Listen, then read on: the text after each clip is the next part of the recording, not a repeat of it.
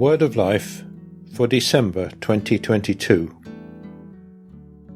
Trust in the Lord forever, for in the Lord God you have an everlasting rock. From the book of Isaiah, chapter 26, verse 4. The word of life that we want to live this month is taken from the book of the prophet Isaiah, a wide-ranging and rich text which is very dear to the Christian tradition. It contains greatly loved writings, such as the announcement of Emmanuel, the God with us, and the figure of the suffering servant, who forms the background to the accounts of Jesus' passion and death.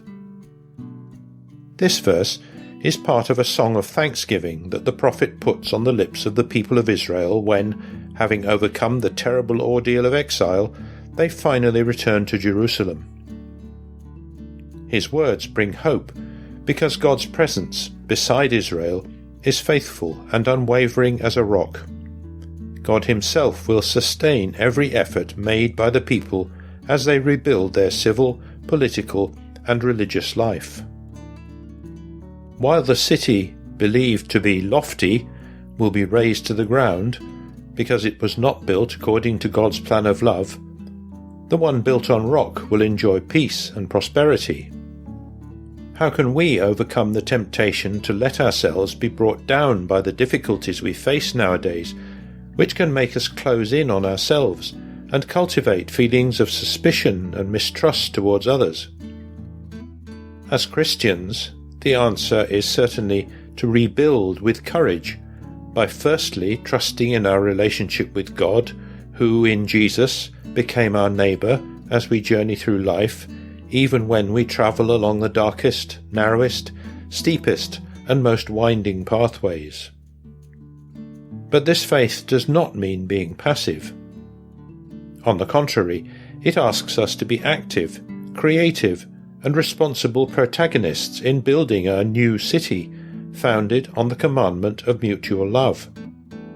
This city has open doors and welcomes everyone, especially the poor and oppressed, who have always been the Lord's favourites.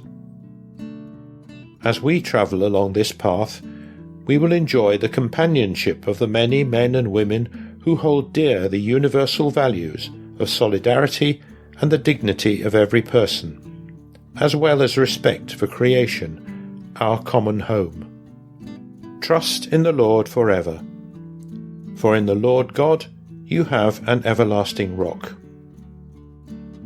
In the Spanish village of Alhucer, an entire community is committed to building fraternal relationships based upon open and inclusive forms of participation.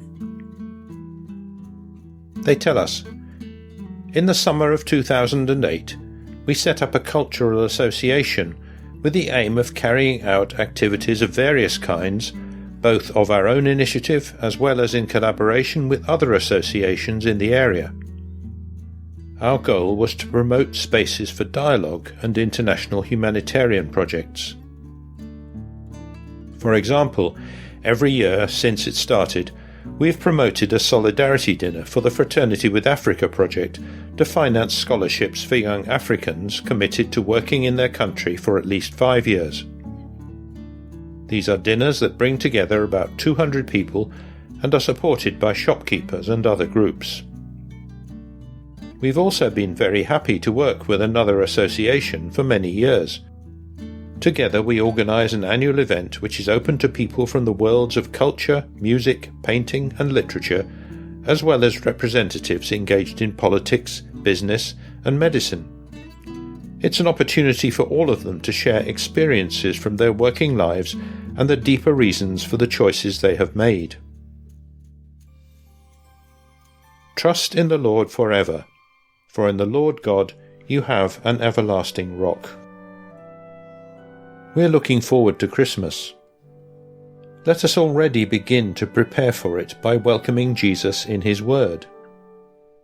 He is also the rock on which to build the city for all people. Let us be the very embodiment of this city. Let us make it our own. Let us experience the power it unleashes in us and around us if we live according to the Word. Let us fall in love with the gospel to the point of allowing ourselves to be transformed by it, and thus enable it to overflow into others. It will no longer be we who live. Christ will be formed in us.